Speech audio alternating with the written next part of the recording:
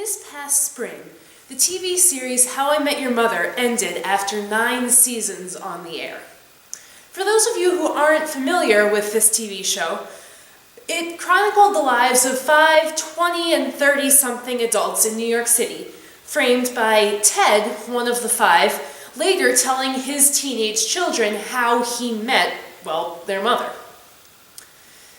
Though I had stopped watching the show the year before, I and about 13 million other people tuned in to find out, after a decade of meandering stories and ridiculous hijinks, how this story would end. By the next morning, hundreds of reviews of the series finale were posted online, and mostly negative reviews at that. With a somewhat unsatisfying ending, many of the show's viewers felt snubbed, like they had just been brought on a meandering journey without a satisfying conclusion. Had Ted finally met the mother? Yes. Was it everything viewers had hoped it would be? Not quite.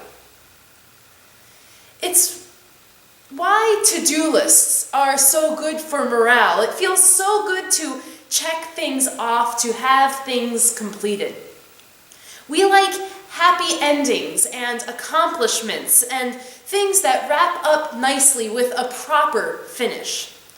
Because when things don't end well, we can get pretty frustrated. There's a story that Beethoven's father would wake up young Ludwig by playing the first 7 notes of a scale on a piano. Do, re, mi, fa, sol, la, ti. And then wait for his son to wake up so that he would finally hit the last do. We like endings and fulfilled promises and feel agitated, or at least sorry, when things don't wrap up the way we hoped they would. And so in today's first reading, those last verses in the book of Deuteronomy, we are left with that tinge of disappointment, that sorrow for Moses, after doing exactly what he had been called to do, after leading the Hebrews out of Egypt and directing them through the wilderness, delivering the law, suffering through hunger, and trusting in God. There he is, atop another mountain, and seeing, finally, the promised land. The land that holds the memories of his ancestors, the stories of Abraham and Isaac, of Jacob and his sons. He had made it to Canaan, the land of milk and honey. But then we hear from God the sad conclusion of this story. I have let you see it with your eyes, but you shall not cross over there. Moses is so close. He's staring right at it, and yet he dies before he makes it home. He's buried there, so close, but in a foreign land, in a place that was not marked and remains unknown. The hero of Judaism, the liberator of the Hebrews, buried in an unmarked grave. No memorial stone celebrating his legacy, lost for all eternity. It's an unsatisfying ending. And yet, the ending, either the way it actually turned out or the way that we all hoped it wouldn't have made a difference. It wouldn't have changed who Moses was. Moses' life was the legacy. And we know his story. We know him as the little baby in the basket whose life Pharaoh's daughter saved and raised him as a prince. We know that he ran away to Midian after killing a guard while trying to stop the cruel treatment of the Hebrews, a people he had learned were his own. We know that he met God in a flaming bush that refused to die on holy ground from which even his shoes couldn't protect him, and that God had called him to lead his people out of Egypt, freed from slavery. We know that he didn't expect anyone would listen to him and that he feared leading, but that he still listened to God's call. We know that he had to watch while the Lord had all the Egyptians' animals die, and while people got boils and hail came and wiped out the crops, and after that a swarm of locusts, and after that 3 days of darkness. We know that Moses had to stand by and watch that stubborn Pharaoh, who had been raised as his brother, to refuse to let the people go until that final horrendous act when the angel of death passed over the people of Israel and came down and killed all the firstborn sons of the Egyptians. We know that after Pharaoh finally did let the people go, he turned around and sent his army in pursuit so that Moses once again pleaded for God to save the Hebrews. We know how God then sent a strong wind to part the Red Sea so that the people of Israel could walk across. And when Pharaoh's army tried to follow, the wind stopped, the sea washed in, and the army drowned. We know about how for the next 40 years, Moses had to be the mediator between God and the people. And while God's children wandered around in the desert, led by a cloud in the day and a pillar of fire at night, while they ate and drank nothing but manna and dew, which came daily from heaven. We know the story of how Moses went up to Mount Sinai to receive the 10 Commandments from the Lord and established the law of Judaism to this day. We know Moses as a leader, the one whom God had called to lead thousands on a journey whose end he wouldn't see. If it were a TV show, we'd be disappointed. We'd say the ending was unfulfilling, that it was unfair. Poor Moses, we think. But should we say poor Moses just because he didn't get the happy ending that we all hope for? Should we think that Moses got a bad deal because he spent his whole life journeying towards rather than living in the promised land? Did that change who Moses was for his people or for his descendants? No.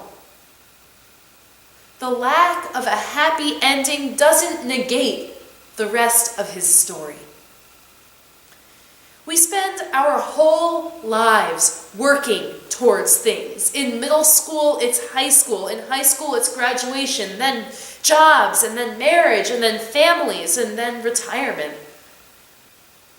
But really, who we are and what we do is what happens in between, not because of those accomplishments.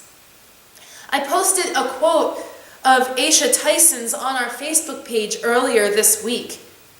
And it said, "Your journey has molded you for the greater good."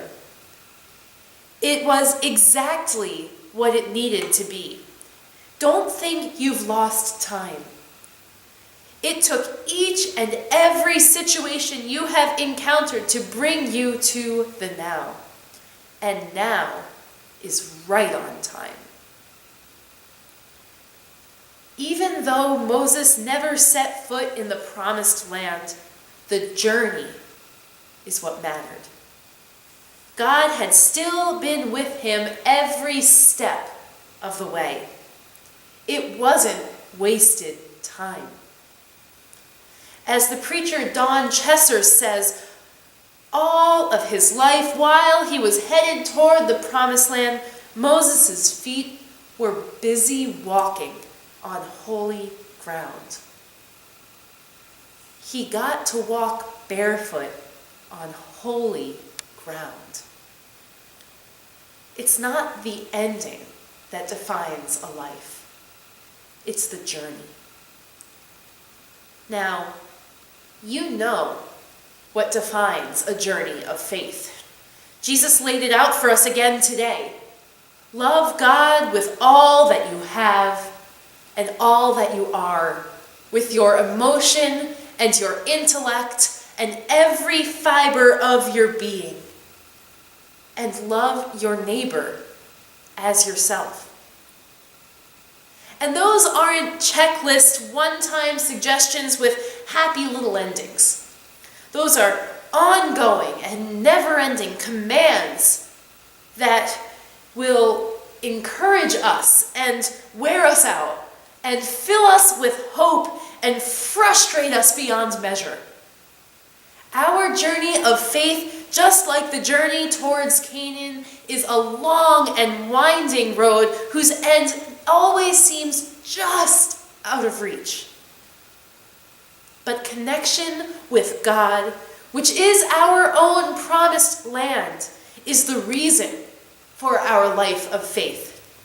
And we may not get there fully in this lifetime. Few, if any, ever do. But as long as we love God and love all our neighbors, we get a little taste of the kingdom to come, a view of the promised land. And we can remember that even while we are still only headed for that promised land, that we are walking on holy ground. It's not just about the ending. Now, on that journey down that long and winding road, there are bound to be some snags. We'll get lost, and there will be rocks in the way. Maybe there will be a flat tire or two. Once the Hebrews arrived in the promised land, it wasn't as beautiful as it had looked to Moses from up on that mountain. Life on the ground is a whole lot grittier than it looks from up above. But remember the view. Remember that image of the promised land. Know that even with its grit and its dust, its potholes and its snags, you are always walking on holy ground. I've shared before about another man of God who saw the promised land and never got there.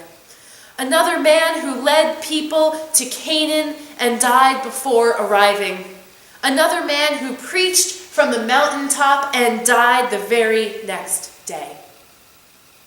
The Reverend Dr. King loved God and his neighbors so fiercely that he refused to sit down while anyone was treated as inferior. And since I've read to you from the mountaintop speech before, today we'll hear another interpretation.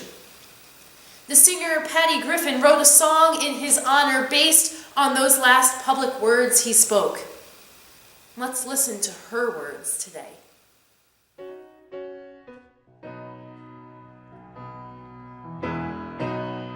I went up to the mountain because you asked me to. Up over the clouds to where the sky was blue. I could see all around me, everywhere.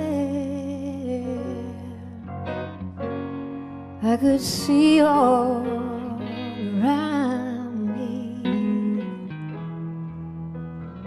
everywhere. Sometimes I feel like I never am nothing but tired.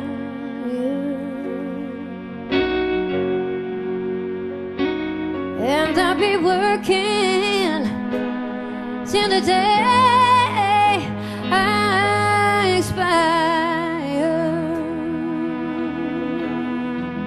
Sometimes I lay down. No more can I do.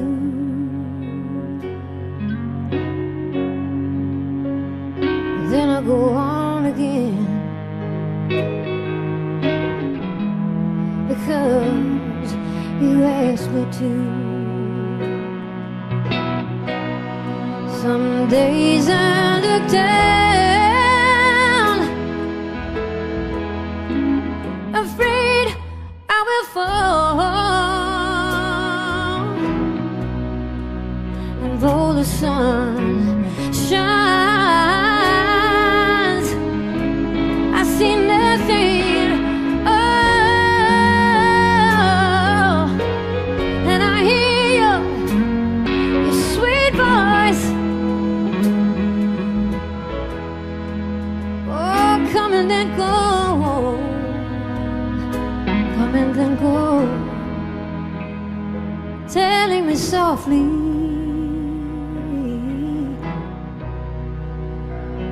you love me so.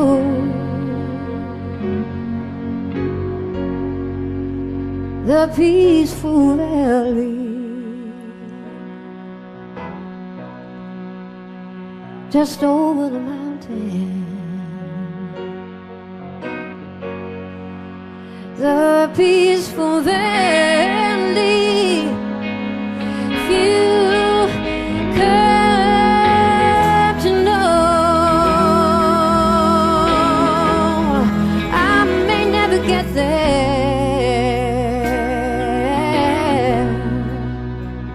ever in this lifetime, but soon or later, there I will go.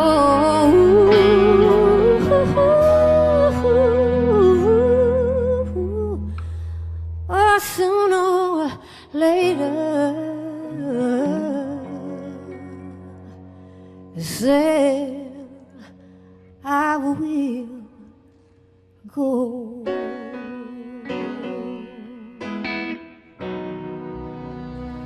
The song is raw and honest, torn between the reality of the journey and the view of Canaan. We are all afraid to fall from time to time, but to continue on, that's what we are called to do. So love God and love your neighbor, no matter what the ending might be. Continue on this journey. There may not be an end that we will ever reach in this lifetime, or if there is, it might not be the one that we had hoped for. But our travel still matters. Our journey is our legacy. And sooner or later, we will reach the promised land.